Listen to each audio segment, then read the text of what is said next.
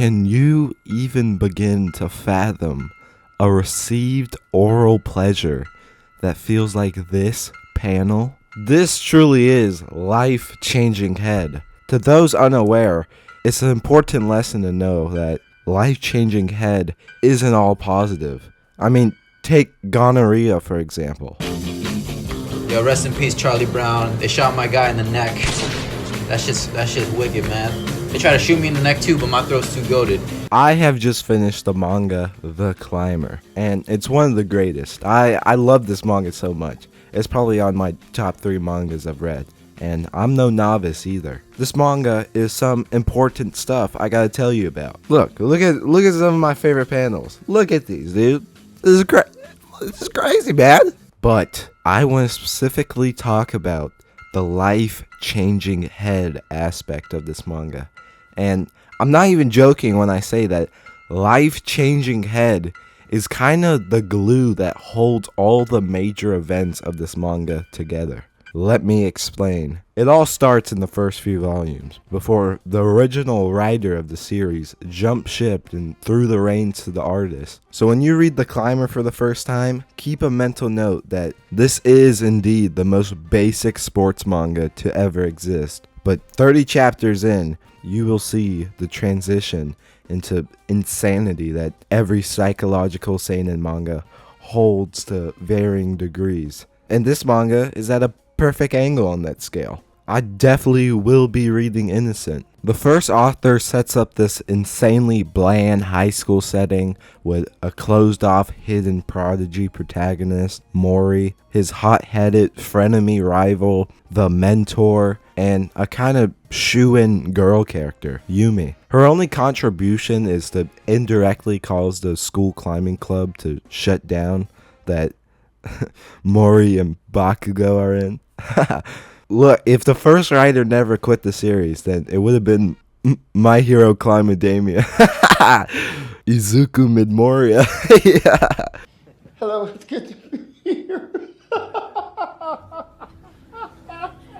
Pretty much some journalist guy decided to make a hit piece on this high school, and this literally causes all the main characters, Yumi, Bakugo, and later even Mori, to drop out of high school and lose everything. 1, 2, skip a few events, and 2 years later, Mori gets invited by a rich organization to climb the hardest mountain ever, K2 East Face. Obviously, he wants to climb the hardest peak in the world, but he's still a closed-off lone wolf, so instead of going for free with a group of people, he plans to go on the ultimate 2-year budget so he can go alone. And as soon as he withdraws all the money to his name, boom, he gets ambushed by a Shirai Yumi, who is, for lack of a better word, a whore.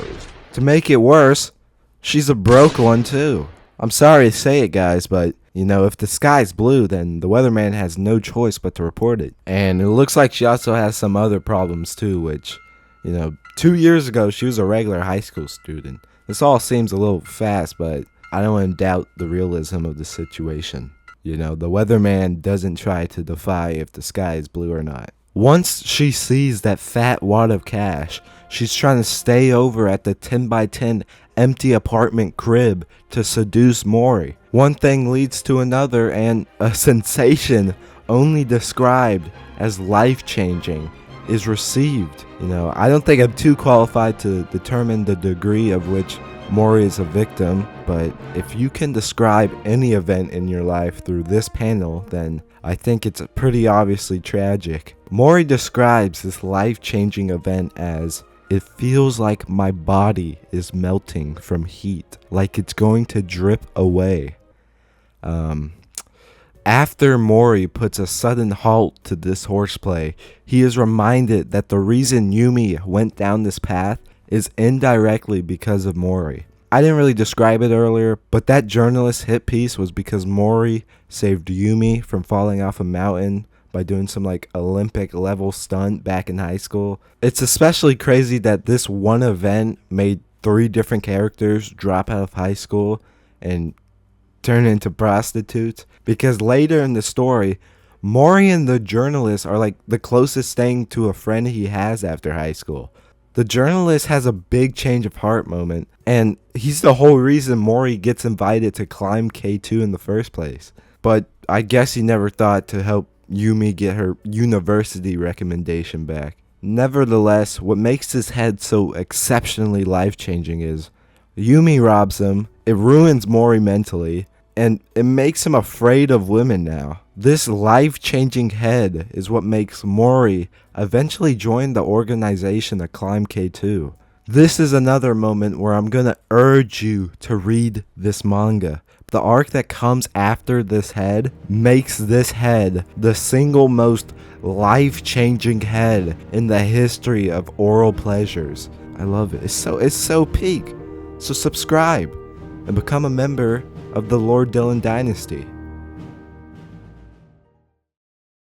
Speaking of dynasty, what if I told you that from ancient Egypt 5,000 years ago, all the way up to modern day Japan, history repeats itself? Now, what if I told you that a second life-changing head has struck a new victim?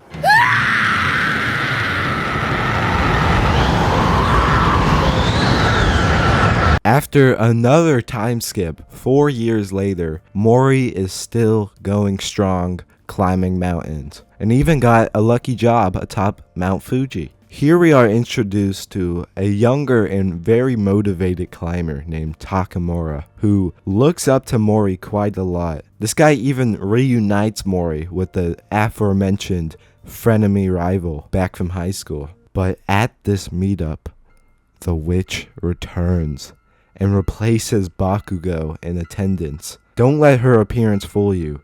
Even though she may look like a very well put together, married, mature woman who even pays Mori the money she stole back, her witchcraft is able to capture the lust of our vulnerable Takamura. During a second meetup, while Deku and Bakugo are distracted, she secludes her prey and metaphorically sinks her venom into the flesh of Takamura. At least I hope I'm speaking metaphorically. You know, no one likes an Iron Maiden.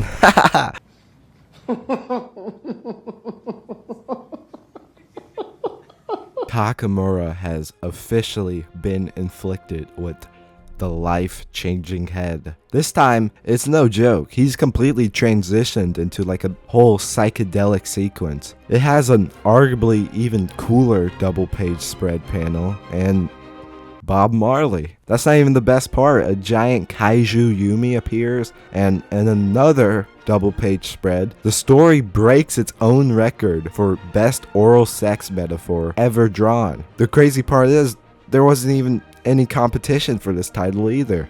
That's just how goated the climber is. I was joking before when I called Yumi a witch, but there's absolutely no way that a mortal being could ever give a sensation so great that it feels like being reborn with Bob Marley present. This time, the life-changing head is more for the love of the game. She doesn't do it to gain anything. She pays for the hotel herself. And it turns out Bakugo actually robbed all three of them instead of Yumi. I also want to point out one more detail. Maybe I'm missing some type of hidden metaphor, but the next chapter shows a goddess-like image of her in the sky with an airplane in view. Then the next page shows the airplane crashed. Maybe I'm forgetting, but I don't think the person in the plane holds any significance at all. And this is like never explained ever again. But that doesn't matter. Back to the real matter at hand.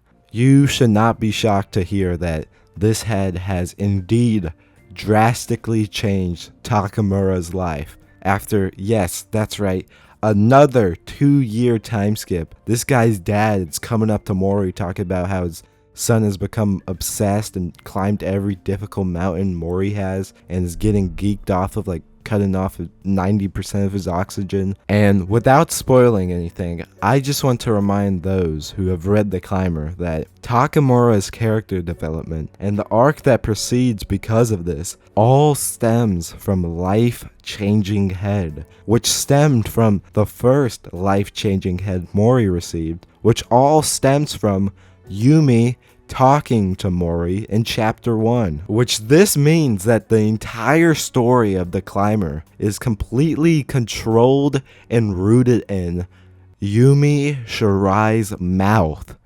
And honestly, I've never said anything more groundbreaking in my life, so I'm just going to end the video here and leave you to ponder about that while I pat myself on the back for my accomplishments.